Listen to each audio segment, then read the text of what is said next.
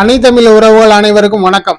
இன்று நாம் பார்க்கக்கூடிய ஒரு வழக்கு என்னன்னு பார்த்தீங்கன்னா NDPS ஆக்ட், அதாவது போதைப் பொருள் தடுப்பு பிரிவுலேருந்து ஒரு வழக்கு வருது. அந்த வழக்கு என்னன்னு கேட்டிங்கன்னா ஹான்ஸு, அந்த புகையிலை, உடலுக்கு கேடு விளைவிக்கக்கூடிய அந்த புகையிலை, தடை செய்யப்பட்ட ஒரு புகையிலை ஒரு கடைக்காரர் விற்கிறவர் என்ன பண்ணார், போலீஸில் மாட்டிக்கிறார்.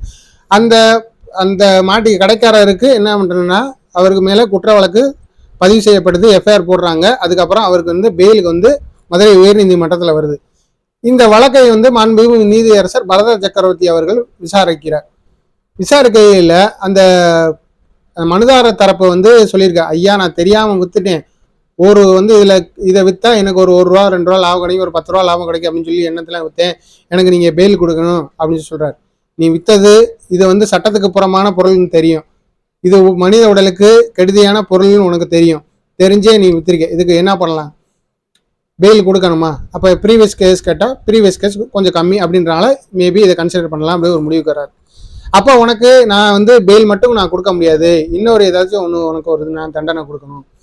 தண்டனைனா ஒரு காஸ்டா ஒரு தண்ட பணம் அப்படின்னு சொல்லுவோம், அந்த தண்ட பணம் கொடுக்கணும் அப்படின்னு சொல்லி முடிவுக்கு வர்றாரு. அப்ப அவர் என்ன பண்றாருன்னா, நீங்க பொதுவாக அந்த தியேட்டர்ல போய் படம் பார்க்கும் போது படம் போடுறதுக்கு முன்னாடி அந்த சிகரெட்னால என்ன கெடுதி வருது, புகையிலை போடுறதுனால என்ன கெடுதின்னு அட்வர்டைஸ்மெண்ட் ஓடும், டொபாக்கோ அப்படின்னு சொல்லுவோம். அந்த விளம்பரத்துக்கு உங்களோட கான்ட்ரிபியூஷனா 10,000 கொடுக்க வேணும் அப்படின்னு சொல்றாரு. இதே மாதிரி திருப்பி நீங்க இதே மாதிரி பண்ணீங்கன்னா அதுக்கப்புறம் 10,000 ரூபா போட மாட்டேன், 25,000 30,000 எக்ஸ்டெண்ட் ஆகிக்கிட்டே இருக்கும், இது மாதிரி இனிமேல் குற்றங்களை பண்ணாதீங்க அப்படின்னு சொல்லி பெயில் கொடுக்குறாரு. அப்போ இந்த ஒரு தண்டனை என்ன பண்ணு பார்த்தீங்கன்னா, அவனோட விலைக்கு 100 ரூபாய்க்கு 200 ஆசைப்பட்டு ஒரு தடை செய்யப்பட்ட ஒரு பொருளை விற்கிறான், அவனுக்கு தண்டனை பார்த்தீங்கன்னா 10,000. கேஸில் பெயில் மட்டும்தான் கிடைச்சிருக்கு, அவன் கேஸில் ரிலீஸ் ஆகலை.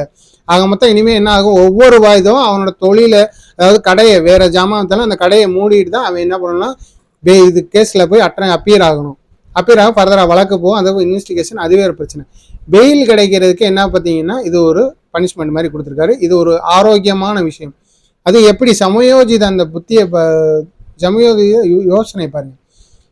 அந்த நீதிபதி பரத் சக்கரவர்த்தி அவர்கள் உடனே என்ன பண்றாரு, எதனால உனக்கு நீ எதை வித்தியோ, என்ன பிரச்சனையினால வித்தியோ, என்ன பிரச்சனை உன்னை இழுத்துட்டு இந்த தூரத்துக்கு விட்டதோ, அதாவது அந்த புகையில வித்திருக்க, அந்த காரணத்தினால நீங்க நின்றுருக்க, அப்போ நீ இதுக்கே நீ பண்ணுன்னு சொல்லி அந்த தேட்டரில் முன்னாடி ஸ்க்ரீனில் அந்த விளம்பரம் வரக்கூடியதில் அதுக்கு நீ ஒரு அமௌண்ட்டு கொடு, இந்த மாதிரி கூடுதலாக ஒரு விளம்பரமோ இல்லை அது ஊக்குவிக்கப்படுமோ, இன்னொரு 4 தேட்டரில் கூட போடட்டும், இந்த மாதிரி விழிப்புணர்வு வரட்டும், நாட்டு மக்களுக்கும் சிகரெட்னாலும் புகையினாலையும் என்ன பிரச்சனைகள் வருது, அதனால என்னென்ன பாதிப்புகள் வருது, ஒரு அவேர்னஸ் கிரியேட் பண்ணுறதுக்கு உன்னோட பணம் உதவியாக இருக்கும், அதனால நீ இனிமேல் தப்பு செய்யாதுன்னு சொல்லி அவருக்கு கொஞ்சம் பெயில் கொடுக்குறாரு. நன்றி, வணக்கம்.